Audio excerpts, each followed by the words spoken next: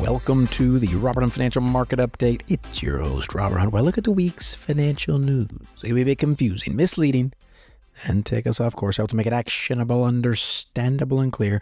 What a week of weather. Therefore, what a show. Hope you were able to stay warm in the ice apocalypse that is Dallas, Texas. It's starting to thaw. Aslan is on the move. The White Witch's powers are weakening here in Dallas, Texas, and we're beginning to drive. We've got a show for you that hopefully warm up your life even further. We're going to be looking at a little game called So You Think You Want to Be a Stock Picker, but look at it to the good. We'll then focus on what has just shocked me, gold and silver. If you've ever watched Rudolph, silver and gold, well, we're going to be talking about it. And then we look into some tax minutia that actually matters quite a bit that I did not know until recently. And we'll cap it off, if the producers let me go that long, with some Peter Mallouk data, because we just can't get enough. But let's start at the top. I want you to bring you into my world. We're going to be talking about individual stock selection. Now, if you're a faithful listener of this podcast, you know that I typically will ask folks to never pick individual stocks. And why is that? Perhaps if you're a new listener, you'll want to know. Well, there's this excellent data put out by the S&P company called the SPIVA report, SPIVA, and it details how professional stock pickers, people who think they know which stocks will go up and which will go down, how they fare against a particular index. You would think that would be enough information for me, that I could simply look at that evidence that demands a verdict, and I could say, forget it. I don't want to play that game.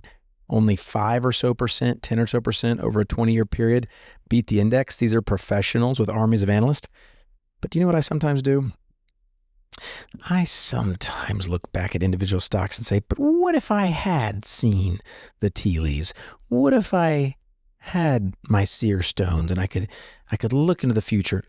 And you got to be very careful with this game. So I'm going to tell you a couple that I've been doing recently and why this game psychologically can really turn you over.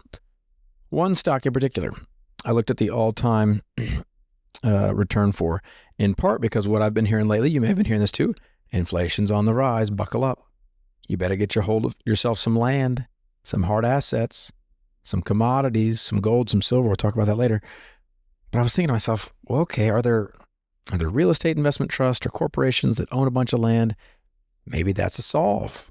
And then I look at a stock ticker, TPL. TPL. Texas Pacific Land Corporation.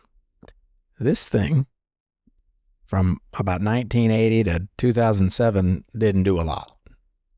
It's just a bunch of land in the middle of nowhere in West Texas. You may know where this is going.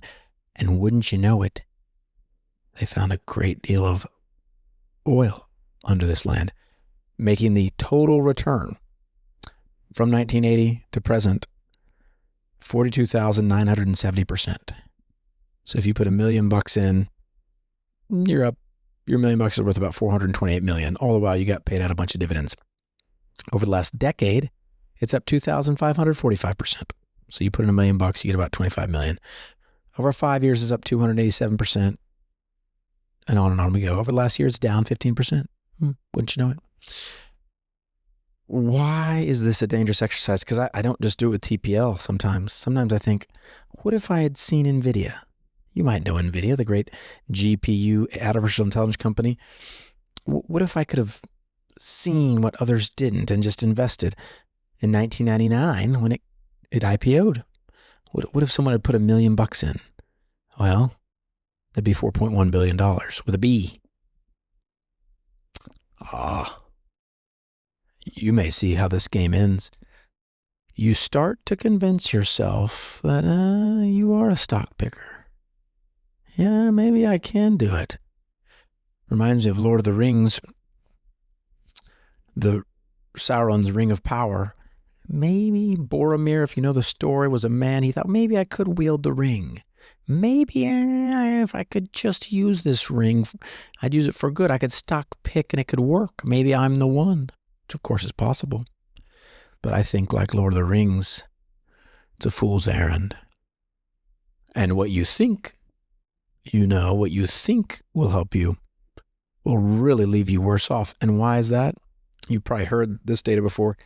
When you look at the total return of the stock market over the last 50 years, it's a handful of stocks that have contributed to the return. The rest, it's like 8 or 9. It's shocking how few it is. I don't have the exact numbers. The rest have returned about cash. So when you think you can pick a stock and you start to do this look back game that I'll be tempted to do and say, maybe I would have seen it. Maybe I could have seen it. Maybe I'll see the next one. Just remember that Spiva report, but also remember only a couple of these work. You're finding a needle in the haystack. It's a brutal game. So you can do it for entertainment purposes. Sure, go back and see, wow, the market really missed it there. It just didn't understand that TPL had all this land in West Texas that was super valuable, or Nvidia, which by the way almost went bust, almost zeroed out. Sega saved them when they were broke. The companies have those moments. Oh, you wouldn't have seen it. Neither would I. Neither would I. Kathy Wood, the great futurist, head of ARK Investing, she sold her Nvidia stake right before it went nuts. And if she's as tied into technology as she is, and I enjoy listening to her, what chance do you or I have at picking stocks? Oh, it's difficult. It is difficult. Now let's talk about what's hot off the press. Wall Street Journal article by Xavier Martinez, headline, gold breaks record as stocks muddle through Fed pause. Oh, that headline scares us. Dollar strengthens while tech earnings loom over markets. Gold breaks record as stocks muddle through Fed pause. If you ever watch television at 10 a.m. or 11 a.m., you see the commercials, it's usually for gold. And this time they're right. The broken clock is right twice a day. So this news story, gold's outperformance, it's been getting pretty thick lately. So I think it deserves further attention and a little reminder of just how attractive gold can feel in the short term. For example, in the last year, gold, and I'm using the ticker symbol GLD, Spiders Gold Shares, it's up 93% in 1 year. 1 year. So if you just bought this gold and it's an exchange traded fund in 1 year, well, the stock market's only up 14%. The American stock market's only up 14%. So you're telling me I could have invested in gold and been up almost doubled my money in a year? But wait, there's more. Over the last 2 years, gold's up 160%, that GLD. Wow. And if you thought that was enticing, buckle up for silver. Silver, year to date, is up 58%. That's just year to date. That's January 1 to present. Over the last 1 year, it's up 272%. Silver, SLV. Over the last 2 years, it's up 391%. That's insane. Over the last 2 years, silver's up 392%. You're not going to find any stocks that are doing anything like that. And there are a whole host of reasons, perhaps, why this is occurring. Inflation, the devaluation of the dollar, the perceived scarcity of the commodity. And this happens from time to time. The market wakes up and feels like they're short a commodity. But what does it have the temptation to do for you or I? Keep in mind, there are decades where this strategy will work at the expense of stocks working. Decades. 1970s being one. You might be thinking, are we headed for another 1970s? Should I rotate myself out of equities, productive assets, and should I buy gold? Should I buy silver? Who could blame you? Or Bitcoin, for that matter. It's kind of the same thesis. The U.S. dollar's going kaput, and therefore we shouldn't touch anything other than gold, silver, Bitcoin. I go back to Warren Buffett in some instances, and I go back to long charts. Remember, some of these strategies can work for decades but fail over centuries because we're finite creatures. We don't live for centuries. It can be tough to digest that, but I recommend not chasing the silver and gold run up, despite the fact, boy, I wish I knew it had come. Hindsight's 2020, I would have gone all in on these things. I would have dumped stocks in a second if I could have told you what was going to happen, but I can't. And going forward, I can't. So it's tough. It's tough, but Warren Buffett is always quick to remind us that productive assets are the best. And with gold, I think it was over since 1800 to present, $1 invested in gold equal to $4, inflation adjusted. So it's real gains. You quadrupled your money over 200 years. If you were Methuselah and you lived that long. Whereas stocks, it was like $1 million. I don't know the exact chart, but so productive assets over the long haul are going to be better. You've got to turn your brain off in a sense when you see these parabolic price shifts in these commodities. Otherwise, you will take the bait. And I'm okay. I see the psychology. I see it for myself and others. I'm okay with a small allocation to gold or silver. If you want to buy some coins and put them in a safe, and when you get really nervous about the world ending, you open up the safe and you touch the gold coins and you feel better and you sleep at night. Kind of a stuffed animal. Fine. It's not a strategy for the long haul. And then on some tax items, as you know, I'm a big fan of exchange-traded funds that are index funds and of Vanguard. So when you combine those things, I'm especially interested. Vanguard has an exchange-traded fund with the ticker symbol VT. It's Vanguard's Total World ETF.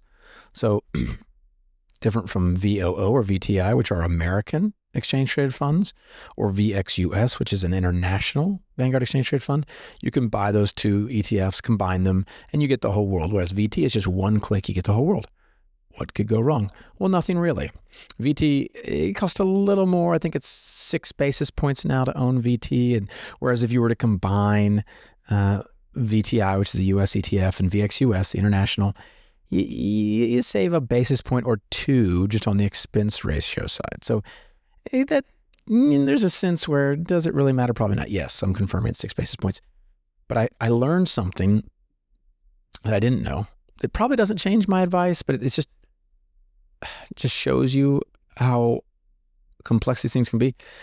There is a foreign tax credit that is given to foreign funds because of taxes they pay overseas. So for VXUS, they get that credit. The SEC has a rule: if over 50% of your holdings are foreign, you qualify for this tax credit if you're paying taxes to overseas, to other countries. Well, that's only if over 50% of your assets are international. VT has about 40% of its assets being international. So while it gets a deduction for the taxes it pays international, it doesn't get a credit. Well, that creates a small, but still a drag of 8 basis points, 0.08%. So if you were to hold VT versus holding VTI and VXUS in the appropriate proportions, VT has a 0.08% tax drag. I did not know this until recently. So I don't know that it changes my advice. So I went down the wormhole here of, well, gosh, does that mean VT's off limits? It's 8 basis points. You give up the simplicity, but you know the only complexity is you're owning 2 ETFs versus 1. I don't know. This is more of a word to the wise. Know thyself. I suspect people will probably do better with VT, even though there's a 0.08% tax drag.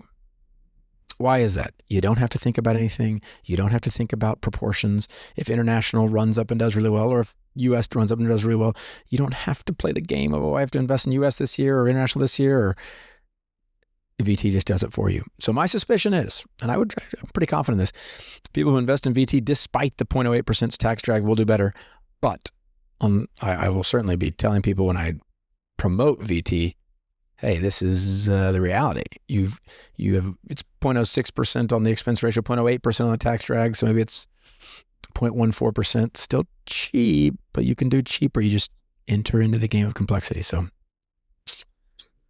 always learning something new. And then, because I've heard so much about the US dollar failing us all, despite Bitcoin has been a strange world because Bitcoin, despite gold and silver going absolutely nuts, Bitcoin is not. Bitcoin's down a ton. So over the past month, Bitcoin's down 5.7%. Over the past 6 months, Bitcoin's down 28%. So it's a head scratcher. As you know, I've advocated not buying Bitcoin. I recognize people have done very well doing so, despite my advice. I told a client years ago, I don't mess with Bitcoin. They would have quadrupled their money had they taken their own advice and not mine. And they reminded me that very graciously. But they were right. I was wrong. But this just has to me how tough it is to predict the moves of these assets. They're not productive assets, Bitcoin or gold or silver. They're one day up, one day down. I would have thought this devaluation of the dollar would have promoted Bitcoin, but here you go. You're down 28% in Bitcoin in the last 6 months. Last 1 month, you're down 5.7% where, commodities are ripping. I don't know. But I do know I like to look at assets that do well over centuries, over 30, 40, 50-year periods, because that's really a better bet. I want the odds stacked in my favor. I want the odds ever to be in my favor, as they remind us in Hunger Games. So Mr. Peter Mallouk, one of our favorites, he says, over the last 50 years, the purchasing power of the U.S. dollar has fallen by 83%. Ouch. Ouch, ouch, ouch. That is just a 1975 to present. Ouch. Fallen by 83%. At the same time, here he goes. The S&P 500 has increased by over 50 times, including dividends, even after you account for inflation. I'll say that again. Oh, we're scared of inflation. I am too, by the way. Every pastor needs his own sermon. These are for me. I listen to my own podcast for quality control, but believe it or not, sometimes I think, oh, well, good point. With the dachshund, so I'm not by myself. I guess the dachshund's with me. But this is amazing to me. The S&P 500, this is with inflation. It's increased over 50 times over the last 50 years. 50x. You put $1 million in, you get 50 million real returns, real dollars. If that's not good enough for you, I don't know what to tell you. Obviously, you sit in cash. Here you go. The purchasing power of your dollar has fallen by 83%. So it is a truth. It seems universal that countries that issue currencies that aren't backed by a dollar, they just lose purchasing power over time. It's too tempting for the government. They print a lot of it. Fine. What's the answer? I think you know where this is headed. The answer is index funds, of course, and keeping your cost low, your investing simple, and your time horizon long, because that's what's going to give you the best shot on your investing journey. Until next week, be careful on the ice.